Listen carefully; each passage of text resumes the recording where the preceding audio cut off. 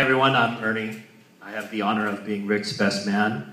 And actually, out of all of our friends, we're actually 39 years old, and Rick's the last one of us to get married.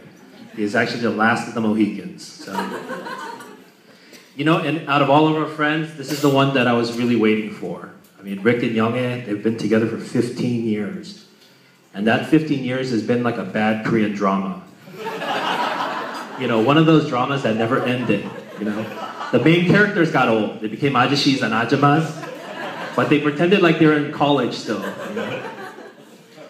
But Rick, he actually really stressed about my speech. I know this, and he thinks I'm gonna tell some embarrassing story.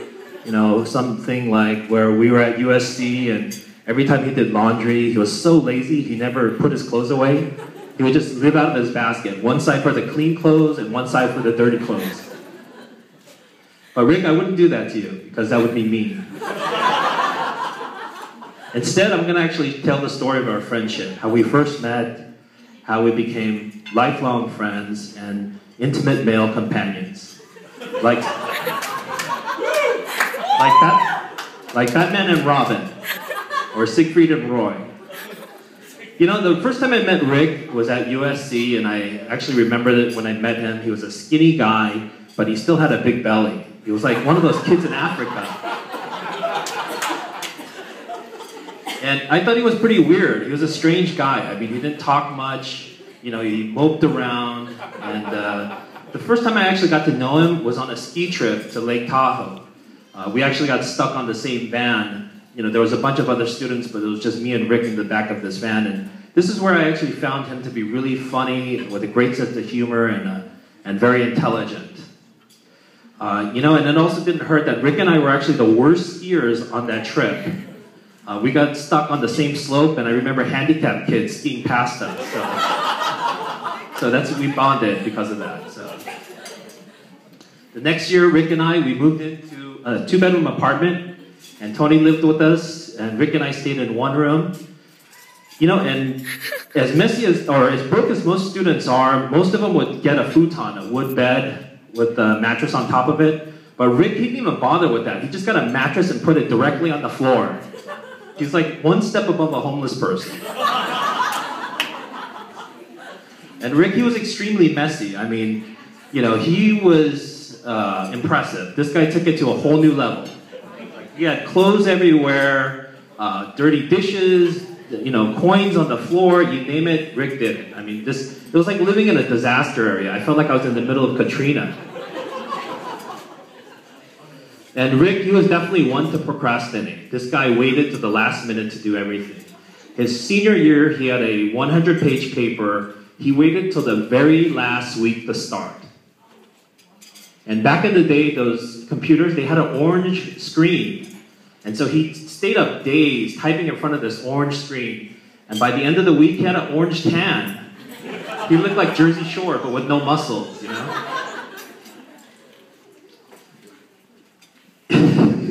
But as messy as and disorganized, and as much as Rick procrastinated, he was actually able to pull off the egg. He was a miracle worker. I mean, that's how he did his homework, and somehow he made it work.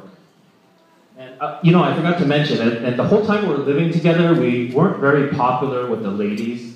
I mean, maybe I went on 1 or 2 dates, and Tony had a steady girlfriend, but Rick, this guy had no game at all.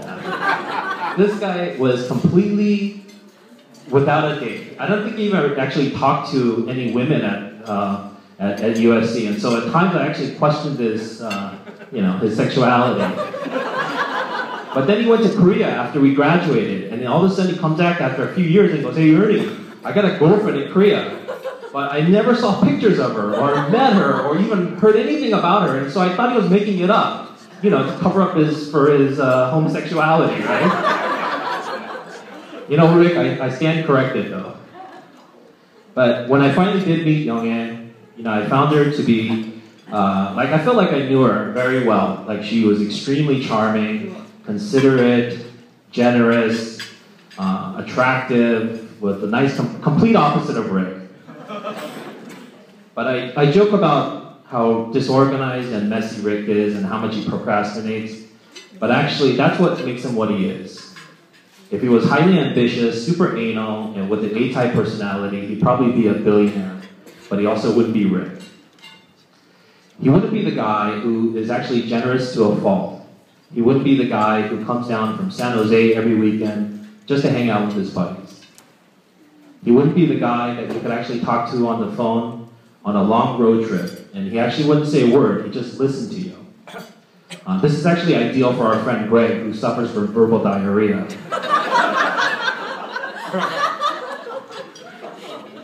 And he wouldn't be the guy to say inappropriate things but have the best intentions. And he wouldn't be the guy to stubbornly chase a girl who lived on the opposite side of the world for 15 years through all sorts of trials and tribulations. But Rick, he is that guy, the messy, disorganized, procrastinating, lazy one. And I am lucky and proud to call him my best friend.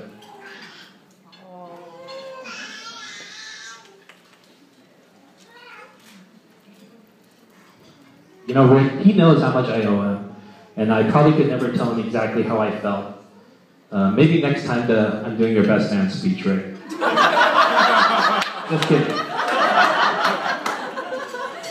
Finally, this speech is ending. I'd like to propose a toast. And actually, this Korean drama has a happy ending finally. Like any good love story, the guy ends up with the girl, and they live happily ever after. Congratulations.